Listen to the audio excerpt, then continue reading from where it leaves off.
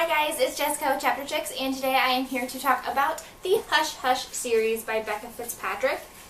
This is a series that has been on my TBR for a really, really long time. Back when we were still part of YA Fiction Freaks, we used to do a podcast, and we actually did a chapter by chapter on Hush Hush by Becca Fitzpatrick on the podcast. Unfortunately, it was one of the times when it was towards the end of the podcast when we were just really not able to get together that often. So it ended up, I think it was over a couple of months even that we read this book, and for the chapter by chapter we weren't allowed to read ahead.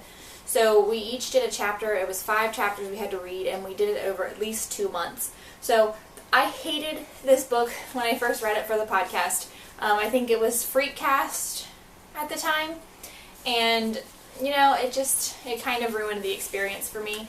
But I decided to go ahead and reread the entire thing. Hush Hush was the only one that I had read out of the series, so it didn't seem like such a big deal to reread that one, so I could actually remember what happened, because I really had no idea. That being said, I think I'm going to give this series 2 stars.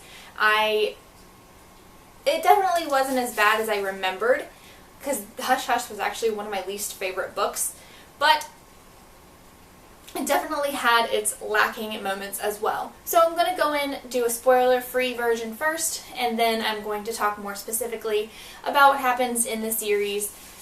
And yeah, so the series goes Hush Hush, Crescendo, Silence, and then Finale. Out of the series, I have to say Silence was probably my favorite. It still definitely had its moments that were terrible, and they all kind of had their redeeming qualities. I gave Hush Hush 2 stars, Crescendo 2 stars, and Silence and Finale both got 3 stars. The thing that really saved this series and even made it so that I was able to get through it is the storyline. It is actually probably one of my favorite Angel storylines that I've read. If you know anything about me and my preferences on books, there's not been an Angel series that I've really fallen in love with. It's kind of boring. I'm really over the entire angel willing to fall and defy all of the heavens for a girl that he just met. And that definitely takes place in this as well, but there's a lot of dynamics to the angels that make up for it, and the story is what kept me reading. The thing that made it hard to read was the characters. Nora is awful. Oh my gosh, I don't think I've ever read from the perspective of a more annoying character. She was whining, she was complaining, she was making ridiculous decisions. There was no follow through with anything that she had to say or do. I didn't enjoy Nora at all. Patch, I felt, was pretty creepy. He's the male love interest in the story, and I thought he was definitely really weird, really creepy, but he kind of redeems himself as he goes on. But I don't understand the love interest. I don't get what was so important about Nora to Patch. And there are some other characters that definitely add to the story. I don't want to say any names because I don't want to spoil, and the person I'm thinking about is a huge spoiler. So I'm not going to say his name, but I do love this other character that it gets involved. I think it's really interesting that a lot of people actually enjoyed this series and enjoyed Nora, because a lot of people get on Bella from Twilight for being weak and being a terrible protagonist, and I feel like Nora is 1,000 times worse than Bella. Just 1,000 times worse. And I'm not going to say anything specifically. I'm reining it in for the spoiler section. I felt like their writing started off really poor. I don't know Becca Fitzpatrick's writing history. This could have been her first series. I'm not for sure. But her writing definitely improved as the series went on, which leads me to believe it was one of her first series at least. There was a lot of writing cliche. I've taken writer's classes. I want to be a writer. I've wanted to write my whole life, and I've been reading books my entire life. So I don't consider myself an expert by any means, but I can spot the generic, typical first-time writer mistakes, and I saw a lot of those in the first 2 books. I will say it definitely improved, but it was still there. There were a lot of holes in the story But I did feel that it wrapped up very nicely in the end. Even though it did wrap up, though, there were still some minor plot holes, and I'm going to talk about those in the spoiler section, so if you guys have read the series, then you can go, or if you're not planning on finishing the series, then you can go and hear a little bit more about it. I am going to be moving into a spoiler section, so if you haven't read all 4 of the books, do not watch this if you don't want to be spoiled for the 4 books. This is your warning, time to turn it off. I'm giving you ample amount of time to turn it off. Don't watch, I'm spoiling. I'm just going to spoil you on the series right now, so stop. Oh, I also had someone ask me why I'm still continuing to read the book or the series even though I don't like it.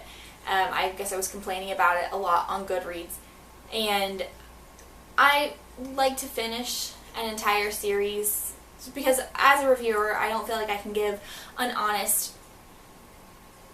judgment, an honest review unless I've read the entire thing. Plus I'm like nitpicky about finishing something. If I start it, I do intend to finish it. So going through the entire series at once, that probably seemed like I was complaining a lot. But I did read at least 400-page books in like 5 or 6 days. So while 2 or 3 complains about one book doesn't seem like a lot, but when I read all 4 of them one right after the other, then that kind of adds up, and I can see why it seemed like I was just sitting there moaning and complaining about it. But really, it's just a way for me to mark things on Goodreads. If I hadn't finished the entire series, I would have stopped at Crescendo. I would have read the first book, and then after Crescendo I would have stopped, because Crescendo was the worst one of them all, I feel like. There's a part in it that really got to me, really made me upset, and I would have stopped after that, and then I wouldn't have seen how much better it got. Even though it didn't get really good, it definitely improved, so there's that. But in Crescendo, since this is the spoiler part, I can say that there is a moment where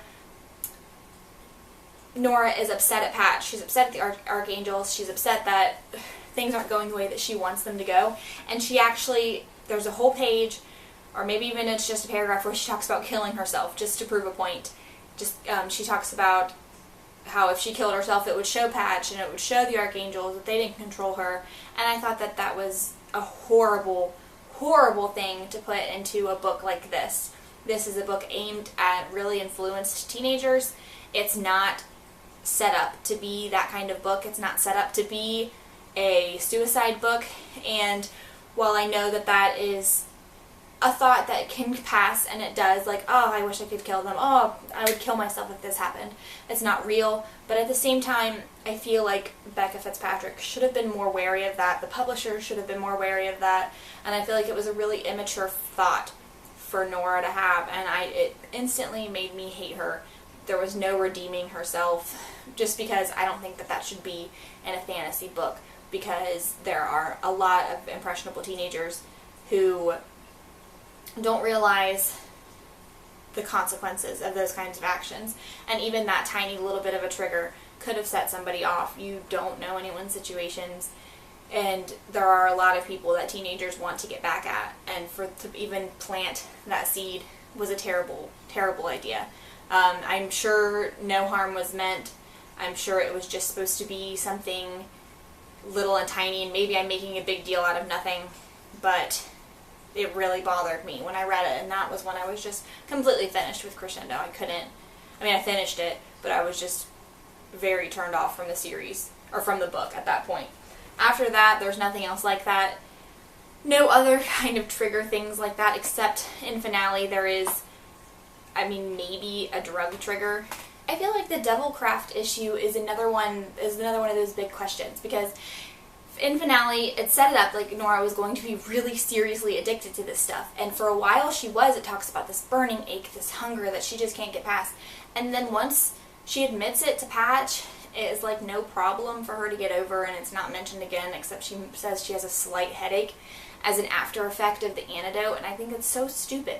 She could have played that up to be really cool, and if you're detoxing from something like that, I feel like you should give it more time in the book. Another thing I really didn't understand, and I mentioned this in the spoiler-free version, was Patch's affections towards Nora.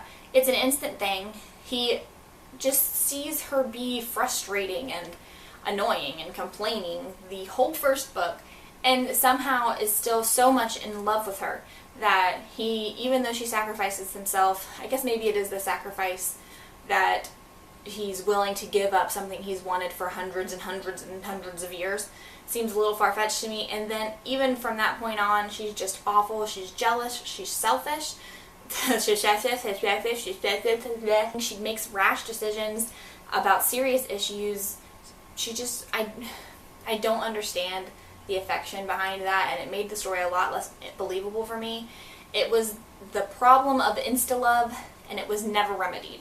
And that was a big issue for me because I didn't understand why Patch was so good to someone who was not good. Another big issue I had was it felt like with every book there was just something else. Like, this could have been 4 separate stories about the same characters. There was hardly any connections between all 4 books. I mean, I guess it kind of follows the same lines, but at the same time, every single book they ended up together at the end and then were somehow torn apart within the first 30 pages of the next book, and it got old fast. Maybe it wouldn't have felt that way if I didn't marathon it, but that's just the way I feel. Scott is another big issue I had with this book. He is by far my favorite character, by far the most believable. He has many redeeming qualities and many terrible qualities, just like a real human being Nephilim would. But at the same time, he gets killed off. It was the biggest cop-out I've ever seen in my life. It was fake. It was not believable. He was the easiest character to kill. And since he had no connections besides the tiny little thing going on with V, and I don't think he deserved it.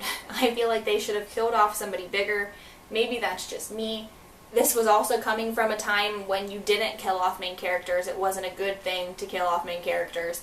But I didn't like the way they killed off Scott. So that's that. Another big issue I had with the book series is Nora's mom.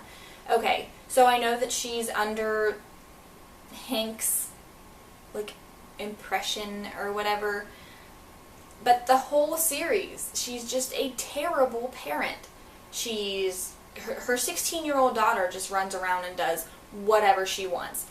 After her husband got murdered, then after Nora's kidnapped, she still does whatever she wants, and then after her almost fiance is killed or dies, she just has no control. And I understand being a single mom would be really hard, especially a single mom of a teenager that you thought you could trust. But at the same time, it's just like, come on. Like, she got grounded for being half naked with Patch in the bathroom in finale. And that was the only time you ever saw her really flex her authority, and then Marcy tells her later that that's not realistic. And I understand that a lot of the appeal of YA at this point was when you were a teenager, all the stuff that you wanted to be able to do. But now, reading it when I've read a lot better, it's like, that's not realistic. It's not going to happen. Your parent is not just going to let you do whatever you want. The series was just a flop for me. A lot of people really enjoy it, and if you are one of those people, I don't mean to be dogging on one of your favorite series, but it just wasn't for me. It was one of those ones that I just couldn't get behind. So thanks for watching, guys. This is my review over the entire Hush Hush series. It's part of my series challenge. It's something I've had on my shelves for a while, and I'm really glad that I finally finished it. Feels good to have completed something like this. So, yep, I will see you guys later.